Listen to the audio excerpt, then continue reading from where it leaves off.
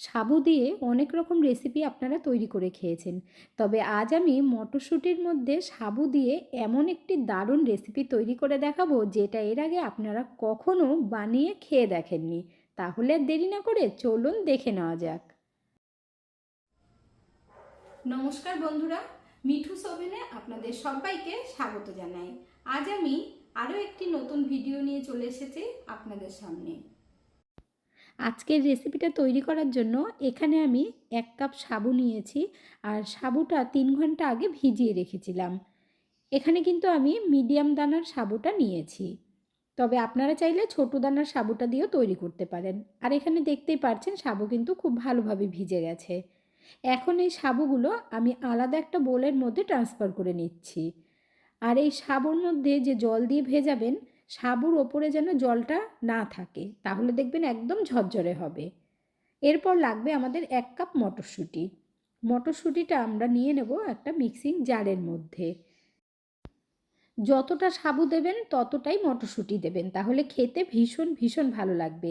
এরপর মিক্সিটা পালস মোডে রেখে ঘুরিয়ে তৈরি করে নিতে হবে। এখানে দেখুন মটরশুঁটিটা কিন্তু একদম পেস্ট হয়ে যায়নি, একটু টুকরো টুকরো রয়েছে। এই রকমভাবেই তৈরি করতে হবে, একদম পেস্ট করলে ভালো লাগবে না। দেখুন ঠিক এইভাবেই আপনারা তৈরি করে নেবেন। এরপর সাবুর মধ্যে মটরশুঁটির এই পেস্টটা ঢেলে দেব।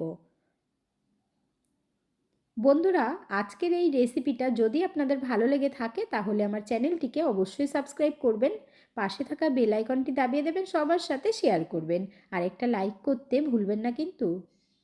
সাবুর সঙ্গে মটরশুঁটিটা একটু মেখে নিতে হবে ভালোভাবে। এই রেসিপিটা একবার তৈরি করে খেলে বন্ধুরা দেখবেন বারবার বানাতে মন চাইবে, কারণ এর টেস্টটা কিন্তু একেবারেই আলাদা।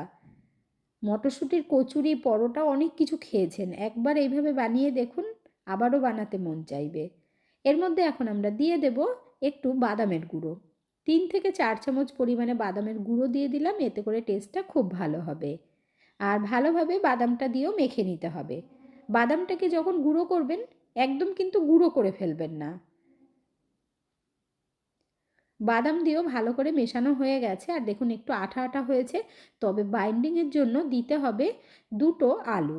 এখানে আমি মিডিয়াম সাইজের 2টো আলু আগে থেকেই সিদ্ধ করে ঠান্ডা করে রেখেছিলাম। এরপর হাত দিয়ে চটকেই মেখে নেব। গ্রেটার দিয়ে গ্রেট করার দরকার পড়বে না, একটু ছোট বড় টুকরো থাকলে খাওয়ার সময় মুখে পড়লে খুব ভালো লাগবে। সাবুর তো অনেক রকম রেসিপি তৈরি করে খেয়েছেন, তবে আজ আমি তেল ছাড়া তৈরি করে দেখাবো, যেটা দেখার পর আপনাদের কাছে ভীষণ ভালো লাগবে। একদম সিম্পলভাবে তৈরি করব, তার জন্যই এখানে নিয়ে নিয়েছি 1/2 ইঞ্চি আদা টুকরো করে, আর 2টো কাঁচা লঙ্কা কুচিয়ে দিয়েছি। আপনারা চাইলে কাঁচা লঙ্কাটা স্কিপ করতে পারেন, যদি বাচ্চারাও খায় সেই বুঝে। তার সাথে কিছুটা ধনেপাতা দিয়ে দিলাম, আর স্বাদ মতো নুন দিতে হবে। আর এর মধ্যে এখন 1/2 চামচ গোটা জিরে দিয়ে দিতে হবে। তারপর খুব ভালোভাবে আমরা মেখে নেব। আপনারা কিন্তু যে কোনো উপোসের পরে কিংবা একাদশীতেও বানিয়ে খেতে পারেন। তবে যদি একাদশীতে ধনেপাতা না খেয়ে থাকে সেটা কিন্তু স্কিপ করতে পারেন, তবে আমার জানা নেই, অবশ্যই কমেন্ট করে জানাবেন। খুব ভালোভাবে আঠা আঠা করে মেখে নেব, আর দেখুন খুব সুন্দর একটা ডোয়ের আকারেও এসে গেছে। এর মধ্যে কিন্তু আর কিচ্ছু দিতে হবে না, একদম সোজা সাপটাভাবে আমি বানিয়ে দেখাচ্ছি। এরপর হাতটা পরিষ্কার করে নিয়ে একটু তেল লাগিয়ে নিতে হবে। তারপর এর থেকে বেশ কিছুটা নিয়ে গোল করে আমরা শেপ দিয়ে নেব। একটু বড় বড় করেই তৈরি করব, তাহলে 2টো খেলেই দেখবেন পেট ভরে যাবে। দেখুন এরকম বাঁ হাতের মধ্যে রেখে একটু চ্যাপ্টা করে নিতে হবে ঘুরিয়ে। এইভাবে আমি সব কটাই তৈরি করে নেব। এখানে দেখুন বন্ধুরা 1 পিস আমাদের তৈরি করা হয়ে গেছে। আরেকটা কথা আপনাদের বলে দিচ্ছি, সাবুটা ভেজানোর সময় কিন্তু জলের মাপটা ঠিকঠাক রাখবেন। 1 কাপ সাবু দিলে 1 কাপের থেকে একটু কম জল দেবেন, মানে সাবুর ওপরে যেন জল খুব একটা না থাকে। এখানে আমি আরও একটা তৈরি করে আপনাদেরকে দেখিয়ে দিচ্ছি। সাবুটা ঠিকভাবে ভিজলে না মাখাটা খুব সুন্দর হয়, বেশি নরম হয় না। মাখাটা যদি আঠা আঠা না হয় না তাহলে ভাজতে অসুবিধা হবে, ছেড়ে যাবে। তো সেই ক্ষেত্রে আপনারা এই ডোটা সুন্দর করে মেখে নেবেন। এখন আমরা ভেজে নেব। যারা তেলে ভেজে পছন্দ করেন তাদের জন্য প্রথমে আমি তেলে ভেজে দেখিয়ে দিচ্ছি, আর অল্প তেলে ভাজা হয়ে যাবে। তেলটা ভালোভাবে গরম হবার পর গ্যাসের ফ্লেমটা মিডিয়াম আঁচে রাখবো। এখানে আমি একসাথে 4টে দিয়ে দিয়েছি, যেহেতু বড় বড় করে তৈরি করেছি, তবে আরও 2টো আমি দিয়ে দেব। এগুলোর ওপরে এখন একটু একটু করে তেল দিয়ে দিতে হবে। চাইলে আপনারা ডুবো তেলেও ভাজতে পারেন, কোনো অসুবিধে নেই। এবার আস্তে আস্তে উল্টে দিতে হবে। একসাথে যেহেতু সবগুলো ভেজে নেব, তার জন্য জায়গাটা একটু খালি করে নিচ্ছি, বাকি 2টো যেন দেওয়া যায়। আর এগুলো তেলে দেওয়ার পর দেখবেন খুব সুন্দরভাবে ফুলে যায়। সাবুদানার বড়া তো সকলেই খেয়েছেন, তবে মটরশুঁটি দিয়ে বানিয়ে দেখবেন, এর টেস্টটা সম্পূর্ণই আলাদা। এখানে দেখুন সবকটাই আমি দিয়ে দিয়েছি, এবার উল্টে পাল্টে ভালোভাবে ভেজে নেব। আর বড়াগুলো কত সুন্দর ফুলে গেছে। খুব বেশি কালার করব না, একটু সবুজ সবুজ থাকলে দেখতেও ভালো লাগবে আর খেতে তো ভালো লাগবেই। এখানে দেখুন বন্ধুরা, সবকটাই আমাদের ভাজা হয়ে গেছে। এবার উল্টে পাল্টে নামিয়ে নেব। ওপর থেকে যেমন ক্রিস্পি হবে আর ভেতর থেকে একদম সফট হবে। আমি যেই পদ্ধতিতে আপনাদেরকে দেখিয়ে দিচ্ছি, যদি আপনারা এইভাবে তৈরি করেন, না তো বড়া ভাঙবে, না ছেড়ে যাবে, কোনো রকম প্রবলেম হবে না। সবকটা ভালোভাবে ভেজে নিয়ে এখন আমরা গরম গরম সার্ভ করে নেব। আর এই বড়ার কালারগুলোও দেখুন কি সুন্দর হয়েছে। এখন একটু আওয়াজটা আপনাদেরকে শুনিয়ে দেব যে কতটা মচমচে হয়েছে।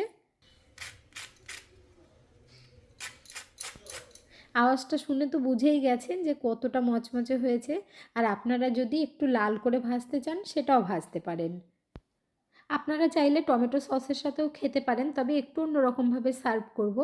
তার জন্য দেখুন এখানে আমি বাটির মধ্যে নিয়ে নিচ্ছি, আর ওপর থেকে এখন দিয়ে দেব টমেটো সস। আপনাদের ঘরে যদি তেঁতুলের চাটনি থাকে সেটাও দিতে পারেন। এরপর দিতে হবে টক দই। টক দইটা আমি একটু নুন দিয়ে ফেটিয়ে নিয়েছিলাম, দিয়ে দিচ্ছি দেখুন। আর এইভাবে খেতে কিন্তু দুর্দান্ত লাগবে। ওপর থেকে আবার একটু টমেটো সস দিয়ে দিলাম। আপনাদের ঘরে যেই চাটনি থাকবে সেটা দিয়ে সার্ভ করবেন। আর ওপর থেকে একটু সেও ভাজা দিয়ে দিচ্ছি আর ধনেপাতা কুচি দিচ্ছি। চাইলে কিন্তু পেঁয়াজ কুচিও দিতে পারেন, কিংবা একটু লঙ্কার গুঁড়ো দেবেন। যেহেতু একদম নিরামিষভাবে তৈরি করেছি তাই আর পেঁয়াজ দিলাম না। এখন কেটে আপনাদেরকে দেখিয়ে দিচ্ছি দেখুন। দুর্দান্ত টেস্ট, না খেলে বুঝতেই পারবেন না। এবার চলুন আমি আরও একরকমভাবে তৈরি করে দেখাচ্ছি, আর তেল ছাড়া দেখাবো বলেছি। একটা আপ্পে প্যান বসিয়ে দিয়ে তার মধ্যে অল্প অল্প করে একটু ঘি দিয়ে দিতে হবে। যারা তেল একেবারেই পছন্দ করেন না তারা কিন্তু এইভাবে বানিয়ে খাবেন, খুব ভালো লাগবে। যেহেতু একটু বড় বড় করে তৈরি করেছি তাই অল্প কটাই হবে। এরপর দেখুন ভালোভাবে গরম হবার পর দিয়ে দিচ্ছি। সবকটা এইভাবে বসিয়ে দেবেন, আর গ্যাসের ফ্লেমটাকে মিডিয়াম আঁচে রাখবেন, না হলে ভেতর থেকে ভালো সিদ্ধ হবে না। এখানে দেখুন 5 পিস ছিল। এখন ওপর থেকে ঢাকা দিয়ে গ্যাসের ফ্লেমটাকে একদম লো আঁচে করে 3 থেকে 4 মিনিটের জন্য রেখে দেব। 4 মিনিট হয়ে গেছে, ঢাকা দিয়েছি। এখন আস্তে আস্তে উল্টে দিতে হবে। নিচ থেকে আপনারা দেখুন কত সুন্দর কালার এসে গেছে। এখন উল্টে দিয়ে আর কিন্তু ঢাকার দরকার নেই, ঘুরিয়ে ঘুরিয়ে সুন্দর করে ভেজে নিতে হবে। চাইলে আপনারা উপর থেকে একটু ঘি দিতে পারেন, আবার নাও দিতে পারেন, তবে আমি একদম অল্প অল্প করে দিয়ে দিচ্ছি। একটু ব্রাশে করেও ঘিটা লাগিয়ে নিতে পারেন, কোনো অসুবিধে নেই। হাতের কাছে যেহেতু ব্রাশটা ছিল না, অথচ নিচ থেকে লাল হয়ে যাচ্ছিল, তাই জন্য আমি চামচ দিয়ে ঘিটা দিয়ে দিয়েছি। এখন আস্তে আস্তে করে উল্টে দিতে হবে। ভাজতে ভাজতেই দেখবেন খুব সুন্দর হবে, আর ভেতর থেকেও ভালোভাবে সিদ্ধ হয়ে যাবে, ওপর থেকে পুরো ক্রিস্পি হবে এগুলো। এইভাবে উল্টে পাল্টে খুব ভালো করে ভেজে নেব। খুব বেশিক্ষণ টাইম লাগবে না এইভাবে ভাজতে। ভেজে নেবার পর গরম গরম আমরা সার্ভ করে নেব। সার্ভ করার জন্য একদম রেডি হয়ে গেছে।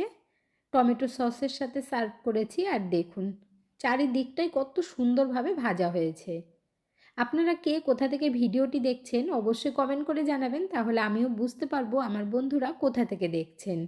আপনারা সকলেই এত সুন্দর সুন্দর কমেন্ট করেন, কমেন্টগুলো পড়তে কিন্তু আমার ভীষণ ভালো লাগে। এইভাবে পাশে থেকে সাপোর্ট করার জন্য অসংখ্য ধন্যবাদ। আর দেখতেই পাচ্ছেন কত সুন্দর গোল গোল হয়েছে বলের মতো। তাহলে আর দেরি না করে আপনারাও কিন্তু বানিয়ে ফেলুন। আজকের ভিডিওটা আপনাদের কাছে কেমন লাগলো অবশ্যই কমেন্ট করে জানাবেন। এতক্ষণ ধৈর্য ধরে ভিডিওটি দেখার জন্য অসংখ্য ধন্যবাদ। ভালো থাকবেন, সুস্থ থাকবেন। দেখা হচ্ছে পরের ভিডিওতে। Thank you.